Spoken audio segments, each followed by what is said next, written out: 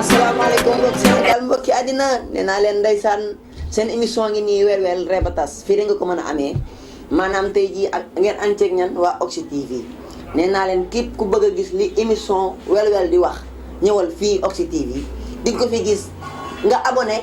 ñu partagé Sénégal dem kanam nga fulaal taale mi ngi noonu ay ca ndeysaan waaye ndeysaan ni ngi suñuy remerciement di remercier ki nga xamante ni moo di soxna Khadija dëkk ba Maris ndeysaan Séri Nasir ñu ngi koy nuyu le passage di ko wax nii ca kaw ca kanam ci lu baax waaye duñ fàtte ki nga xamante ne ndeysaan moo di Pape mi ngi dëkk ba ñetti mbaar borom baax la ndeysaan jiga di koo xamante ne ndeysaan yaayam dafa baax ay mbokkam dañoo baax ndeysaan di remercier aussi ki nga xamante ne moo di aji dëkk ba Rio Rufisque ak Dangoura ak ñeneen ñi nga xam ndeysaan ñi ngi bay seen waar ci lu baax di bay seen waar ci milieu bi yàlla na seen jàmm yàgg waaye sëñ daam aussi duñ ko fàtt ndax moom borom baax la ndeysaan moom it ku baax la ku góore ndeysaan ba mu jàppee ba tey bàyyiwul ndeysaan lu baax rek lay wax ci man yàlla na jàmmam yàgg waaye ndeysaan dañoo indi tey li nga xamante ni moo di iPhone cum la illa iPhone cum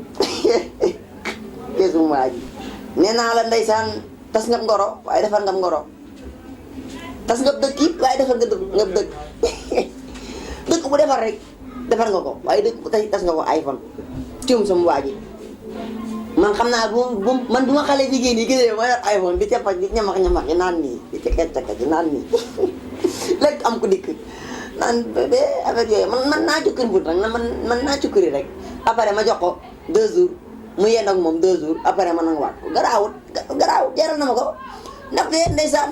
Sénégal maanaam lu yëngu rek la ko yëngal ëpp doole xam nga ne iPhone ngir yàlla am leen valeur seen bopp iPhone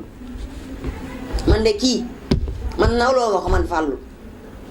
man nag naa ko yor nii rek comme nga xam naa ne gel yi gis nañ ma moom naa ko yor nii di kii fulaale comme ça après Aminata Ndiaye bu ma gisee ne voilà waaw wala doomu waali gis ma ne ma fàllu waaw ayca iPhone baa ngi noonu nañu kii waaw kii fulaale fulaale après waaw kori ay iPhone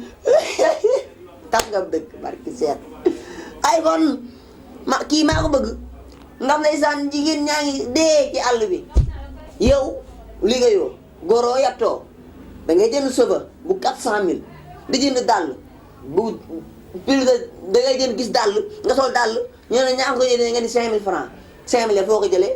sëba 400000 500000 fan nga ko jëlee ah yére léeg-léeg nga ñëw sa valeur boo xamante ne ndeysaan bu la ko kenn nettali valeur dana dem valeur